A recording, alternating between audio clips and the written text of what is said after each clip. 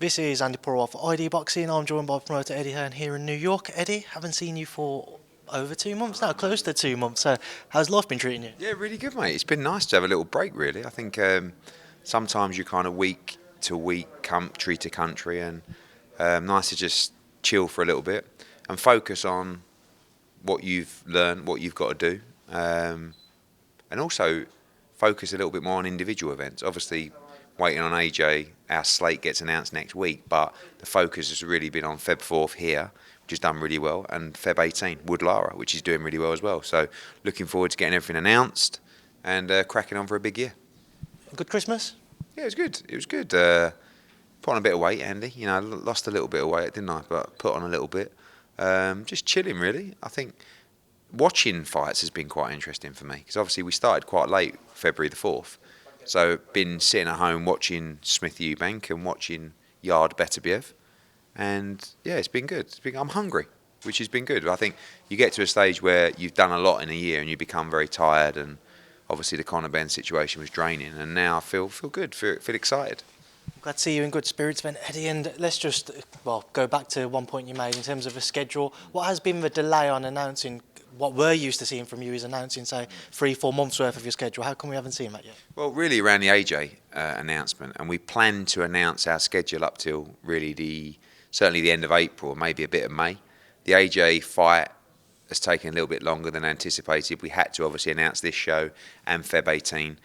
It's kind of the worst kept secret, our dates in the world that we live in now. March 11th, Liverpool, March 18th in Newcastle, April in Sheffield, April in Cardiff, AJ April the 1st, Canelo Alvarez, Taylor-Serrano maybe. So when we announce, everyone will already know, but we need to get the events up and running, and obviously the announcements are led by the broadcaster, and the broadcaster wants to announce a lot of that slate around Anthony Joshua. Let's come back to New York. Amanda Serrano, Erica Cruz. Talk about this fight, Eddie. What are you expecting from it? It's a really good fight. I mean, I feel a bit for Erica Cruz. We represent her, but everyone's talking about Taylor-Serrano too, which could well happen if Amanda comes through on Saturday. But this is a really good fight. Puerto Rico against Mexico, the undisputed championship. Amanda's achieved so much in her career, 7-division world champion, but never fought for undisputed. So this is her chance to achieve that. Cruz will give her everything. It'll be a really good fight. And as will Baumgardner against Mekhaled, another undisputed fight. And, I think Amanda's built herself into a big name now, off the back of all her success, the success of the April 30th fight against Katie Taylor. And you'll see a big crowd in there on Saturday. Spoke to Amanda earlier, and she actually said she didn't want to answer any questions about Katie. Does she feel almost as if everybody's forgetting about this fight, or at least overlooking Erica Cruz and just looking towards the Katie Taylor rematch in the summer? Yeah, they're definitely overlooking Erica Cruz, and she can really fight. She's very tough. It'll be a great fight. Serrano is the favourite going in, but I think it's very dangerous to start looking. We can do it as a promoter. We have to plan for that fight, but as a fighter, you have to look at the fight you're in. And I think if she overlooks Cruz, she'll have a very tough night. And I think the last couple of days, we've seen a lot of stuff from Serrano's camp, which is just, please stop talking to me about Katie Taylor. I need to focus on this, which is undisputed. And this has really been a big dream of hers. She may not want to talk about it, but I'm going to ask you about it. Eddie, the reports coming out, and I saw a clip from yourself earlier saying Croke Park is now off the cards. Can you just explain for us as to why? Yeah, we run out of time, really.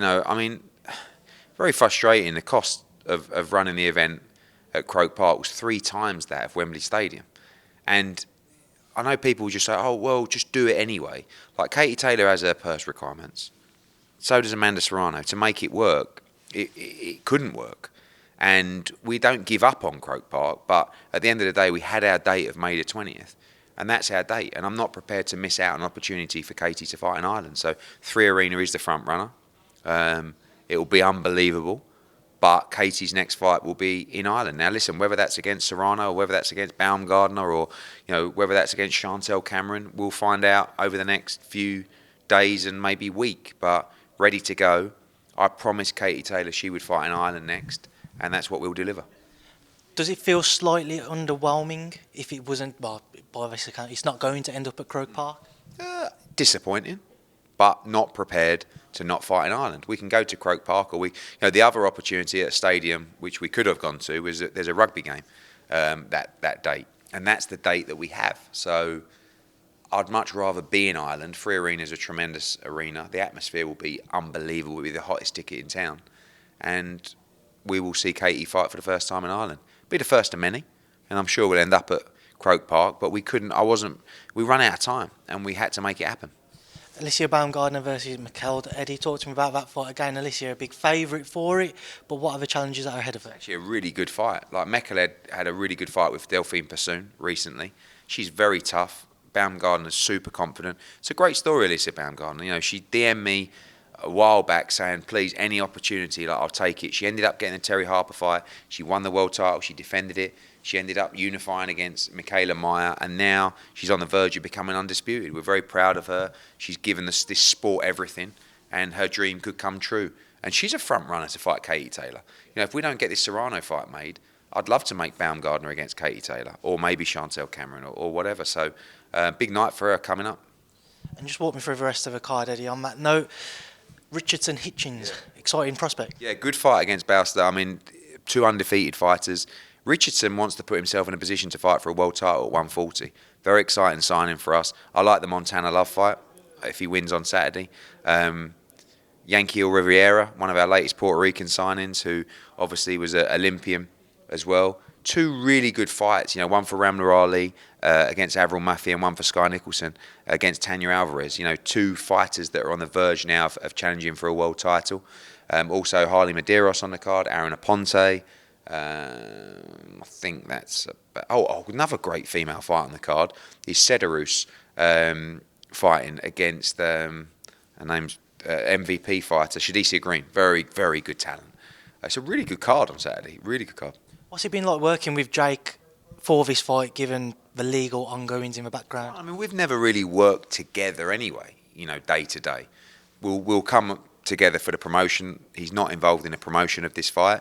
That's not necessarily because of the dispute between us, just because obviously he's busy doing his thing.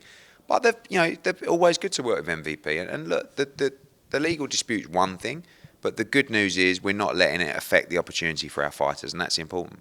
Seems like he actually has the Tommy Fury fight signed, sealed, delivered now. Just to get your take on that, Eddie. I like the fight. I think it's exciting. I mean, it's not going to be, you know, 2 elite fighters, but it's a 50-50 fight. There'll be a lot of people watching it. I'll watch it. And I don't know what's going to happen, so good luck to him. Eddie, Conor Benn. Now, obviously, I heard you doing an interview earlier mentioning Mr. Rob Tebbett, who was tweeting about how everybody's expecting some form of an announcement from the WBC and Maurizio Sulaiman in terms of what their latest findings are. And it seems to be, from what the reports have come out, or what we're expecting, is he will be reinstated into their rankings. Nothing so far. By the time this interview comes out, odds are something will be out there. But your understanding on where things currently stand? I mean, honestly, Rob Tebbett's tweet earlier, that was him saying, I've heard that there'll be a decision today. I haven't heard that. I'm not involved in the day-to-day process of the appeal. I haven't been on any calls with the lawyers and WBC. But I have heard that a decision is imminent. And we want that decision ASAP. I've said in a few interviews today, to be honest, like I'm a bit angry at the British Boxing Board of Control because Robert Smith's now coming out saying, you know, we're waiting on this, we're waiting on that. Ultimately, what we are going to deal with is the people who conducted the test and the people who governed that test. That's the WBC and VADA. Nothing to do with the British Boxing Board of Control. Conor Benn is not licensed by them. Their own testing agency is UKAD. He passed all those tests. Now, if they want to investigate after this hearing, no problem at all. They've never asked us for anything. But also, I'm a little bit pissed off because when I think about it, we got an unbelievable amount of stick for this, right? And still do. When these tests occurred, the British Boxing Board of Control were made aware of these tests at exactly the same time as us. Right? Contractually, and in this situation, the British Boxing Board of Control will be relied on to decide whether they sanction this fight or not.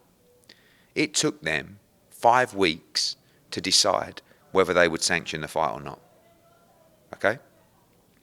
3 days before the fight, and probably £1 million deep for me, they decide they're not going to sanction the fight.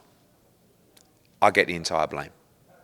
If they wouldn't have sanctioned this fight when the tests were reported, none of this would have ever happened. But no members of the media who are speaking to Robert Smith, I'm not saying you or whatever, I don't know if you, are saying to them, why did it take so long? Now, he will say, oh, we had to gather information and stuff like this. Well, at the end of the day, contractually, we rely on the board to decide whether a fight's going to be sanctioned. And when I look back at it now, and I don't think anybody played this 100% correctly, but I feel like that question is never asked. And now they're saying, you know, we want to investigate it. Okay, well, you investigate it after the people that matter have investigated it. And when you do, you may be in a very difficult position because of the ruling that's about to take place. Maybe. Eddie, obviously I understand that you're trying to deal with the WBC's findings and rulings so far, but the fight being, well, at the time he was obviously under the jurisdiction of the board, he was licensed by the British Boxing Board of Control. Why is there seeming, I wouldn't want to say reluctance, but why is there not more communication between the teams and Conor Benn? Firstly, he's not licensed by the British Boxing Board of Control. No, correct. But at the time, I mean, so if they're clear, they're free to run their investigation if they wish. They didn't conduct the test. They don't rule over that test. Our first priority has to be with the people that do, because that's the root of the problem. And the investigation, Andy, will be very different when the reality comes out from the people that conducted the test and the WBC. And it's going to be very important to the board's investigation to see those findings. Okay? So, also, you know, Conor Benn is a situation where he says, we'll provide the information. VADA, who conducted the test, and the WBC, that will all come out. And then if the board want to investigate, no problem. But the board never wanted to investigate. 6 weeks they held the information without making a decision. And now they want to blame other people for waiting so long to, you know, if this was such an easy decision for the British Boxing Board of Control, why did they take 6 weeks to make a decision? You know? So there'll be no reluctance from Conor Benn once the people that conducted the test and the body that rule over that test make their decision. We know that Conor Benn passed every test that the British Boxing Board of Control put on him with UCAD. And by the way, once they cancelled the fight, they sent out UCAD to test him again, to try and, you know, and he passed that one as well. And again, you know, let's see this come out from the WBC and then see what the board want to do. So as we wait for those results to come out from the WBC, though, Eddie, looking at the board stance, if he doesn't look to work with them more closely, just so they get their peace of mind, they're able to come to their own conclusion as well. We know that he isn't technically banned, so as you've said in numerous interviews, he can go and box tomorrow night if he wanted to. With that in mind, would it suggest that he's not going to look to immediately renew with the board, and we'll see him come back, whether it be in, say, Abu Dhabi, out here in America, elsewhere, and we might not see him box for a British Boxing Board of Control licence again? He doesn't have to have a British Boxing Board of Control licence to box in the UK. I want him to box in the UK. You know, this is not about going against the board. This is not about trying to fight around the world. He's a British fighter that I want to fight in the UK. He's about to be in some of the biggest fights in world boxing, and we would like them to take place in the UK. If that's not possible and he's cleared to box and he's found not guilty by the WBC or cleared by the WBC and VADA, then his career will continue. Whether that's in America, whether that's in the Middle East, you know, he's free to fight now, as we know. But I would like him to fight in the UK. And you know, if I'm involved in this situation, it's going to be making sure this decision's made by the WBC and VADA, and then go to the British Boxing Board of Control with all that information, all those findings, and say, we believe we should be cleared to fight here. Eddie, why do you believe then that the board are, in your eyes, stepping in now, trying to get more information now, as opposed to when the case had first evolved? One for them. I can't answer for them. I mean, I think now because it's public knowledge and they feel an obligation and a duty to do so. Yet they still had those failed tests and took 5 weeks to make a decision, which I wish they would have taken a decision immediately. It would have saved a lot of criticism. It would have saved a lot of time. It would have saved a lot of money and a lot of blame on me. Whereas, you know, unfortunately, I'm not the governing body and we had to wait for their decision. Did also see a couple of reports, Eddie, suggesting that it's the contamination of eggs route, which is what has seemingly caused kind of to fail those tests? Honestly, I've had no idea. That's not the root of a lot of the report that Conor Benn has submitted. So it's different, so what his findings will come out be different to contamination of eggs? Again, I can't comment, but there's a lot more to it certainly than that. I don't know if that is going to be reported at all, but there's a lot more concerning issues regarding this. Sticking with it, unfortunately, Eddie, depending on when this statement comes out from WBC, you said to me in one of your first answers, it's not what you'd heard in terms of releasing information today. What? No, I just don't know. Oh, you don't? No, I have no idea, mate, honestly. They've had their hearing. I believe a decision is imminent. I saw a tweet from Rob Tebbett saying it's coming today. I've not been told by Conor Benn's team or lawyer it's coming today. I've absolutely no idea. But by the sounds of things, it's coming. It's coming. What do you believe is the outcome of that now? I'm hearing he's going to be clear. Again, like, Conor Benn and his team are extremely confident of being cleared. I had a call from a newspaper outlet to say, we've heard Conor Benn is being cleared. That would suggest Conor Benn's confidence and his team's confidence that that is the case. But I have, honestly, I've not spoke to Maurizio. I've not spoke to the WBC. I've not spoke to Conor Benn's lawyers. I honestly have no idea other than what I've heard, which is everyone's very confident that he will be cleared and the news is imminent. His return, then, Eddie, on that note, what will be the plan for him to edge him back into that welterweight scene? Straight into a big fight. Chris Eubank, Manny Pacquiao, Terence Crawford, Kell Brook, probably not, but, you know, just the biggest fight possible. That's what he wants to do. You know, he was in the biggest fight in Britain. That fell through and he wants to go straight back into another one. I mean, you mentioned some of those names. I mean, I don't imagine the Pacquiao fight would go down well because he hasn't obviously fought since Ugas professionally, and a lot of people felt that it wasn't it was a shadow of himself, effectively. I don't know. I mean, it's a big name, yeah, and it's a big fight. But Conor Benn a massive favourite against Manny Pacquiao? I don't. I mean, I think it's a very, very difficult fight for Conor Benn. Does the version of the Pacquiao that we saw against Ugas concern you then? No, I think Conor Benn against Pacquiao is a good fight. I mean, the version that I saw against Marquez concerns me for Conor Benn. But, you know, Manny Pacquiao is looking at another fight. And for Conor Benn, you know, the unbelievable thing is the turnaround. Like, some people's, all of a sudden, Conor Benn is this unbelievable elite welterweight that's like, you know, out of nowhere. And before, no one rated him. It's a bit like Anthony Joshua. Oh, Anthony Joshua's finished, mentally shot, blah, blah, blah. Oh, Jermaine Franklin, that's a first round KO. Wow. Like, he just had a war with Dillian White. Like, I don't know. I mean, if you think that, you know, if you rate Conor Benn in the same breath as Boots Ennis, Virgil Ortiz, Errol Spence, Terence Crawford, then yes, I think the Manny Pacquiao fight is a one-sided fight. But he's got a lot to prove, Conor Benn. And he's, by the way, he's coming off 4 or 5 months of absolute horrendousness. So we shall see. Eubank Jr. Eubank fight. That's what I was going to ask. You know, obviously on the back of a Smith loss, we know the rematch clause is there. It seems to be as if he'll look to enact that and invoke it. Does it still sell? No, it does still sell, but it sells. But is it still of same interest to you? By the time the fight comes around, yeah. There's a lot of unfinished business in that fight and a lot of bad blood. Obviously, defeat to Eubank makes the fight a little bit smaller, but still a monster fight, you know. And Conor, you know, we were so confident going into that fight. And we saw through the Liam Smith fight, and Liam's a great fighter, but Conor would have done the same. And, you know, it's incredibly frustrating, but that's why Conor now is happy to do it at 160. And he believes he knocks Chris Eubank Jr. out. There's a lot of talk about Junior's weight on that note, Eddie, and how he looked making it for Smith and the consequences of that fight for him. I thought he looked good. What, in terms of how he looked on the weight? Yeah, absolutely. You know, I thought, you know, the pictures of him making weight for Conor Benn, you know, you talk about a fighter finishing, he's in tremendous shape. Thought he looked good on the scales against Liam Smith. You know, apparently he could make 157.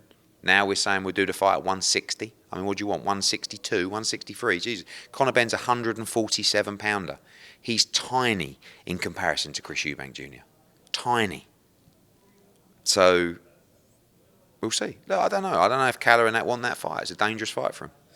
Final one on Conor Benn, Eddie, before we move on. Just going back to kind of where things stand and where he could return. Do you think it's most likely that his first fight back will be outside of the UK? I hope not. I hope not. fair enough, Eddie. And moving forwards, just sticking with WBC though, Mauricio Sulaiman reiterated that they currently still have their ban on Russian fighters, hence why he expects Beterbiev versus Callum-Smith to take place next, unless exemptions put in or applied for rather, so that we can see Bivol and Beterbiev in an undisputed bout. Any plans to try and do so, or is it Beterbiev, Smith most likely? Look, Callum will fight March the 11th, and the reason for that is because now Beterbiev will take part in Ramadan, and he won't fight again till the summer. Bivol Beterbiev, one of the greatest fights in boxing. I love it, and I love our guy's chance in that fight. I really do. I also want to see Callum-Smith try and become a 2-division world champion. It's a great fight. We have been told by the WBC that fight is next. I've also got Canelo Alvarez wants to get his revenge over Dimitri Bivol. We've got to speak to Dimitri Bivol to see what he wants to do. So we're in a great position to make some great fights. I do want to make Bivol Beterbiev, make that clear. It's a tremendous fight. But, we'll see what happens over the next couple of weeks and months. Eddie, you could end up making Canelo-Smith too. Yeah, who knows? I mean, we could end up... Callum-Smith can beat Beterbiev. Beterbiev's an unbelievable fighter. Callum-Smith beats him. He fights Dimitri Bivol for undisputed. You got Joshua. I think Joshua Buatsi should fight Anthony Yarde. He's a great fight.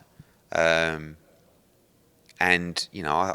I think there's some brilliant fights to be made out there. And we've got. You talk about we represent those guys, and Callum will fight March 11th, and I think it'll be Beterbiev in the summer. What do you make of Beterbiev's victory against Anthony Yarde? I thought Yarde was great. I thought it was a really good fight. I felt that although it was close, Beterbiev's just in control. Like, it's the little things that he does. And people say, oh, he's old now, he looked old. No, he soaks it up, he walks you onto shots, he backs up into the corner, he was walking him onto stuff, the little body work. But I thought Yarde was great, he showed plenty of heart. And, sometimes I think that shows defeat can still raise your stock. And that's what happened in that fight. I think Yarde, I sort of saw Frank Warren talking about Joe Smith fight, good fight for him. Buatsi fight I love at the O2. Callum-Smith, Dimitri Bivol. I don't know. Yarde's in a good place. Where do things stand with Josh Buatsi in trying to make one of those with a big fight? I spoke to George Warren the other day. I think, Buatsi, we need to get him moving. He last boxed in May. We wanted him to fight, he had that issue with Jean Pascal. Dimitri Bivol, if Callum-Smith fights Beterbiev, is going to be looking for an opponent in the late spring. And I think Buatsi would be a great fight. Again, I said to George Warren the other day when we were talking about Joyce and Zhang, and we love Buatsi-Yarde. I think it's a tremendous fight. Has been for a long time. And, Josh has got some good situations to be in, but needs to get active. Canelo-Ryder, some reports coming out that America was off the table and it seems to be between the UK or Abu Dhabi. No, not true. USA or Mexico are the front runners for that fight. I'd like to do it in the UK, but it's difficult. It won't be in the Middle East, that fight. And it may not be John Ryder. We want it to be, but we're speaking to Sal and Eddie Reynoso, and I expect that to be closed out in the next week. Anthony Joshua, Jermaine Franklin, it's not announced, but all the reports are leading towards that bout. What made you land on Jermaine Franklin, Eddie? Again, not confirmed, but if it is Jermaine Franklin and he's the likely guy, I think it's a really good fight. I mean, a lot of people felt that Franklin beat Dillian Whyte. I didn't, but I thought it was really close. He came over and proved that he's a world-class heavyweight. You can't, on one hand, tell me that Anthony Joshua is not the fighter he was, he's finished, he's mentally shot, he's all this stuff, and then moan about Jermaine Franklin. I mean, Tyson Fury beat Deontay Wilder, beat Dillian Whyte, then fought Derek Chisora. AJ's coming off 2 defeats to Alexander Usyk and jumps in with Jermaine Franklin. It's a dangerous fight. Franklin's full of confidence. Stylistically, it's not the style that a stand-up heavyweight would generally prefer. But AJ didn't want to come back into a complete no-name and a rollover. So I like the fight. And I think he's got a lot to prove, and I think he'll produce a great performance at the O2. We know you've made no secret of a desire to make Joshua White too. Let's say AJ comes back, it is Franklin, and if he was to stop him 6-7 rounds in, does that not take away from a selling point perspective of a Dillian Whyte rematch? It's a big fight. It might not be Dillian Whyte, Andy. We're not saying that that's the fight next. It might be, but it might be Deontay Wilder. It might be Fury. I don't know. It might be Francis Ngannou. Like, we're not really, all I'm concerned about is getting him back in the ring, getting him active, and trying to get back on this route to become a three-time world heavyweight champion. Francis Ngannou is an interesting one there. Have you had any discussions with him?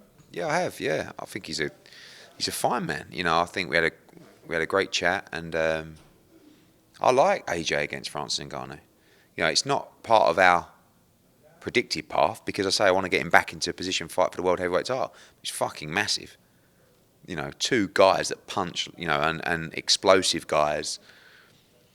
That, you know, you'd make AJ a huge favourite in that fight, obviously, but anything could happen, and we'll see where it goes. I spoke to Simon Jordan last week, and he said he wasn't quite impressed by the DAZN content being produced. Your thoughts on that? I think it's people like Simon Jordan need conflicts with big names, and I find it quite flattering that he calls me out for that's his claim to fame at the moment, isn't it? Have a go at Eddie Hearn. So I think the DAZN content is fantastic, as is the schedule coming up. But Simon's entitled to his opinion. New boxing expert on TalkSport, and I'll be seeing him soon, no doubt. Somebody you saw today, Edgar Berlanga, free agent now. How do those talks go? Good. I'm a big fan of Edgar Berlanga. I think, you know, obviously he had a massive run of first-round knockouts. He's been doing some big gates at Madison Square Garden. Puerto Rican, huge support, exciting fighter. And if he can get the right wins and prove his worth, Canelo Alvarez against Edgar Berlanga becomes a massive fight. But he's got work to do. He needs to prove his worth in that fight. But yeah, definitely interested in bringing him to the team, and we'll see what happens. I spoke to Bob Arum on the weekend, and he said that they split because they felt Edgar wanted to move at a pace they didn't feel he was quite ready for. What pace do you see him moving at? Well, I don't think... So what Bob Arum's saying is Berlanga wanted to move quicker than Top Rank wanted to. I think that's commendable. You know, that a fighter wants to move fast. I think that we'll work on an opponent. I think, you know, he needs a couple of world-ranked guys, and then we want to position him for a shot at the world title. He's a big star over here. He has a huge following, and he'd be a great addition to the team. Eddie, your thoughts on these viral slapping contests we're seeing all over Twitter and social media at the minute? The slap, I don't like it. You know, I'm a big admirer of Dana White from a business sense and what he's achieved in the UFC. You know, a free shot at someone's head, unprotected, undefended, coming from a boxing background, really doesn't sit well with me. And my worry is that what message are we giving to the kids and that generation that that's acceptable? Like, you're going to start seeing it in playgrounds and stuff like that. Like, it cannot be good for you. Let's have a bit of common sense here. So I don't like it. I really don't like it. Final one, Eddie, before I let you go. Knockout Promotions won the purse bids for Alan Babic and Rozanski. Just your thoughts as to that? Yeah, we nearly had a deal 5 minutes to go, but we decided to go at purse bids. Good friend of mine, Andrew Wozaleski. Good bid, 450,000. Yeah, 425. Good money for Alan Babic, and we'll be there in Poland with him. Hopefully he can become world champion. Any final message from yourself? First interview of the year down. Well, with me, that is. Anything you'd like to leave on? We want to just say we get ready for a big 2023. Good times, tough times. Madison Square. I mean, we're living a dream, Andy. Madison Square Garden on Saturday. I can't wait for Wood Lara, by the way. Getting ready for Feb 18, March 11, March 18, April 1st. Oh, March 4th, March 4th, March 11th, March 18th, April 1st, April 15, April 22, March the 6th, March 20th, May. I'm getting confused myself. Mate, it's going to be non-stop. And I can't wait to see Anthony Joshua back in the ring, honestly. Because there's a lot of people writing him off right now. And I'm excited. And especially to see him return to the O2. Well, Eddie, we will leave that interview there now. I appreciate your time. Thank you. Cheers, mate.